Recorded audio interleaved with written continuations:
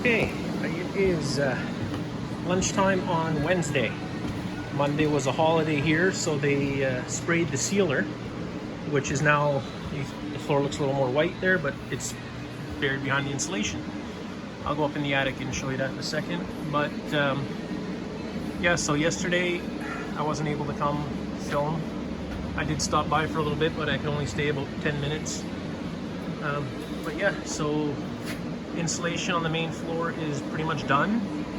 The rigid insulation is on the ceiling and taped, and vapor barrier is going up. You can see it's still loose on that side. They just started lunch there, so they finished for there, but you know, he's got one more wall to do, the front wall, and that'll be done.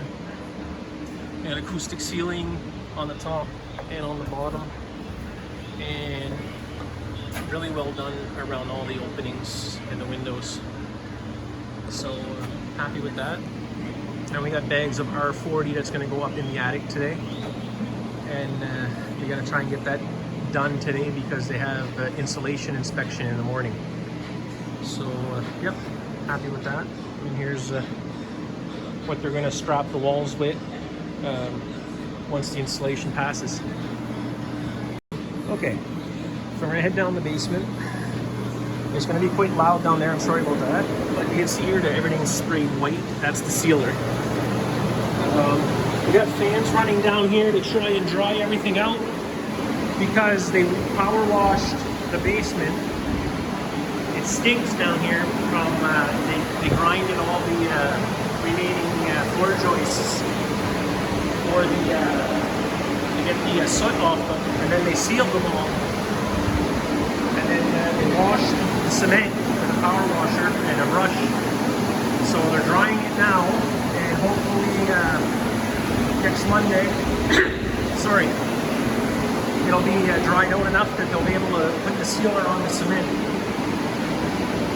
So because it's so loud down here, we're going to head back upstairs and I'll show you what's going on in the attic. These stairs are still going to come out and be changed at some point. So we're going to head around and go up. Here, heading up.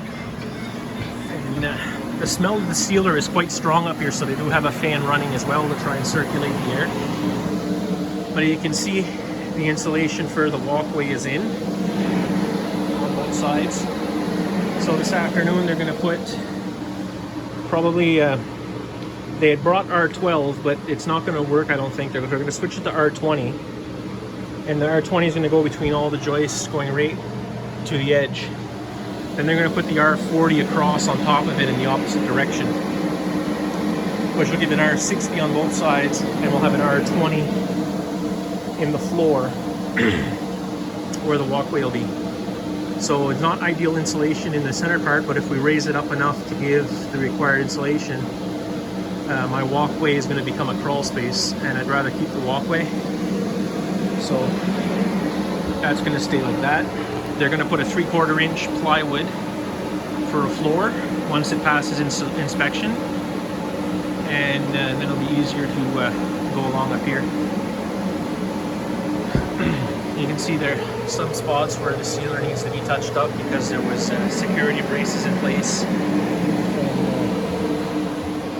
It wasn't, the sealer didn't get to it, and all the floor joists on the tops where the plywood is. You can see here on the left, the plywood room sprayed, there's open lines. So the tops of the joists are going to need to be sealed as well, but they're going to do that by hand once they're ready to put the plywood down to the floor. So that's that. This is at noon on Wednesday. So it took them 2 days to insulate the house. By the end of today, this will all be done up here. And they're going to get on to strapping and the interior walls, and we'll be ready for trades by Monday and Tuesday. The electrician and the plumber. So it's moving along quite well. I'm very happy with the progress to date, and I'm looking forward to the finishing steps and moving back in. Okay, so I'm gonna let you go here. I gotta go back to the cabin for a couple hours and do some stuff. And I'll probably be back this afternoon, and we'll get a little video update of the end of the day activity and what's happened since lunch. All right, so let's head out and we'll talk to you later in a couple hours. Okay, it's about 2:30, quarter to 3, and we just got this little bit of the insulation up here done. The center part's done, none of the other part. I've been up here for about 20 seconds now, and I'm already dripping sweat. I can feel it like I'm getting wet just sitting up here. Way too hot to keep working up here this afternoon, so we're gonna move downstairs and do some other little projects, and we're gonna leave the air circulating, and we're gonna leave the windows here open both sides overnight, and hopefully it'll be nice and cool in the morning, and then we'll be able to get this knocked out before it warms up too much again to work up here. It's like a sauna right now. It's just not safe to be up here, healthy to be up here right now like this, and someone's gonna get sick. All right, so we're gonna head back downstairs and do some other work. Okay, I actually found another key to the back garage. I'm just gonna show you around the back garage for a minute. There's groundhogs digging underneath. We did get 3 of them here last year that were taken care of, and we got a bit of a drainage ditch back here that runs around the back side of the house, and this mess. It was quite a lot more. I did clean it up quite a bit with the dumpsters here. I'm gonna try and clean it a bit more, rake it out a bit, get rid of these pallets, and this whole fence here is pretty much rotten and done, so I may try and change that. And I see that the sparrows are back in the bird nest. They just flew in. Huh. That's good. I'd like the sparrows to be there. They were there all last year, and I do believe they had a nest and some babies, so I'm gonna go away from it and give them some space. So I'll show you the inside of the garage, and I'll get out of their way. Here we are. We just got some tree stands, some hoses, a trimmer, a lawnmower, my generator, my bike. You know, we got a wheelbarrow and some gas cans. We do have an AM/FM radio with speakers. This garage does have power in it. It does also have an upstairs crawl space with power and a light. You know, workbench, an old stand grinder, cutoff wheel. I probably could put buffing wheels on there too, I'd imagine. And this rolling cart, and a lot of this stuff was left here. My chainsaw that don't run, and you know, some other little odds and ends. It's a bit of a mess in here. It does need to be cleaned up. I did not get it properly cleaned in the fall, but I should get around to that soon. The other speaker, and we have a garage door. There's no opener, but it's a light door. You just pull the lock out and push it up. So we probably in the next couple of days, I'll get this cleaned up, get the snowblower in here during the day while they're working, and set it up like I had it last summer, so that I can maximize my space in the garage up front. And yeah, I forgot, we do have an oil furnace. The oil line is busted. I'm gonna have to get a new oil line for it if the insurance lets me keep it. The adjuster that came after the fire, when she saw the chimney, did not look too impressed that there was a furnace back here. But we'll see what happens. If she don't say nothing with the ending of the claim, or I get no notice after the claim to take it down, I will leave it and get a new oil line. A big tree in the backyard. View of the back of the house. There's 2 cedar shrubs there in the back door of the main garage. And you see the patio is no longer where the door is. I believe my options are to extend the garage and leave the clothesline pole up, or take the clothesline pole down and pull the garage over so that it meets the side of the garage here with the man door that's there. I don't know which one I'm going to do yet. I may end up extending it just to have a nice big patio. I looked underneath at the framing that's there on the existing patio, and I'm not positive it will survive being pulled over without being completely lifted and new legs being put underneath. Another shrub here in the middle, and it's the backyard. I gotta try and clean this up too. There, it's branches left over from one of the trees that fell last year. Right when I bought the house, one of the trees in the front yard fell down. It was quite large. That's the wood from it over there piled next to the garage. These are the branches. So I either gotta burn them or I gotta haul them away. I might just throw them out in the dumpster, one of the construction dumpsters, when they empty it next time. And here I have a little path that comes back into this with nothing really to do once you get here. There's fallen branches, fallen trees. I think at one point there was an access all the way over to the ATV trail, but not right now unless I do some cleanup. Most of the stuff on the ground here I think was just either deadfall from back here or stuff that was hauled here by the previous owner when they were cleaning up the yard every year. We do have some buds, some greenery returning. That's a good sign. And soon enough, you won't even be able to see the trail through the woods here. It'll be so grown in with leaves and plants that it blocks it completely. So I'm gonna head back out to the front. I'll just grab this piece of trash here, bag of roofing bags. So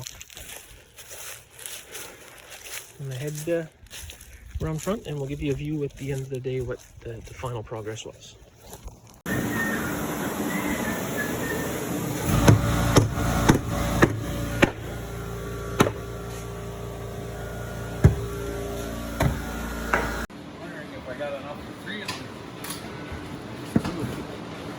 That's two. Well, two's better than what we. Okay, it's the end of the day here on Wednesday, and we just almost had another huge accident. Came very close actually to somebody getting seriously hurt, and I'm going to show you how right now.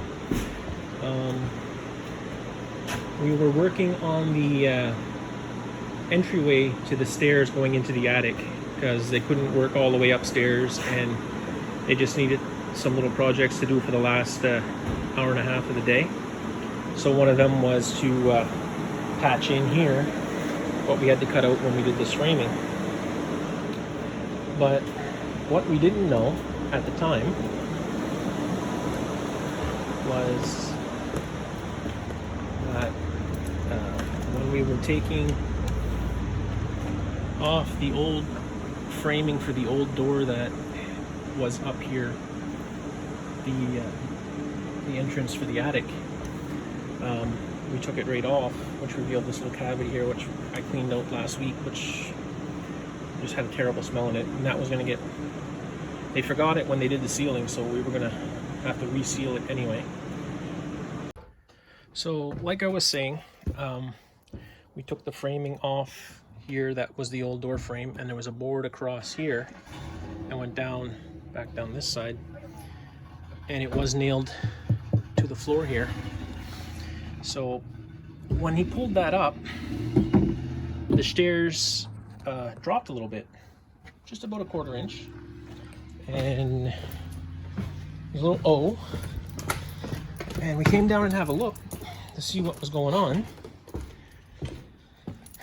and we noticed that when we had taken apart the old door frame here, we took out the wall here, which the end of the stairs were nailed to on both sides. And the only thing that kept the stairwell up were those 3 nails right there. If those 3 nails had not been into this stud, the stairwell would have came down with the carpenter standing on it, which would have caused probably some serious injuries and probably would have got us shut down by WorkSafe for more than just a weekend.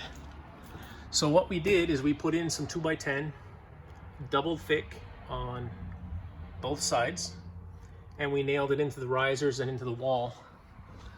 So it is supported on the sides right now, and when we build the frame, we got the framing up for the door. So what we might do once that's framed in tomorrow is put another piece of 2x8 or 2x10 double thick from side to side underneath the framing for the top of the stairs there, across, so that it reaches both sides to hold it up crossways.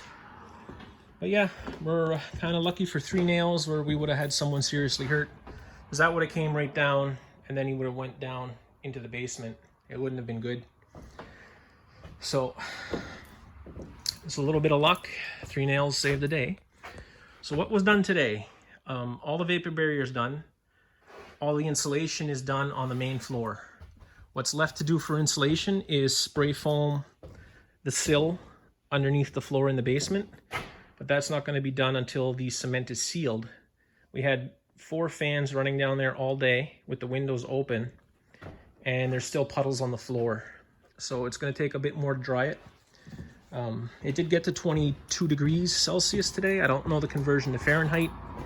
Tomorrow the forecast is 25. And like I mentioned in a different part of this video, it's a sweltering heat up here right now. That's too much to work. So that's why they gave up only after doing that much of the sides. And that's only the first layer. They got to put a layer of R40 over top of that.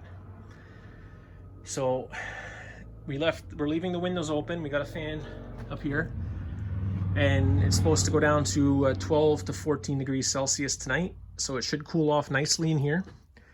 And they're going to start at 8 in the morning, and they're going to hammer away at that. I'm going to try and get you and help too and get that done.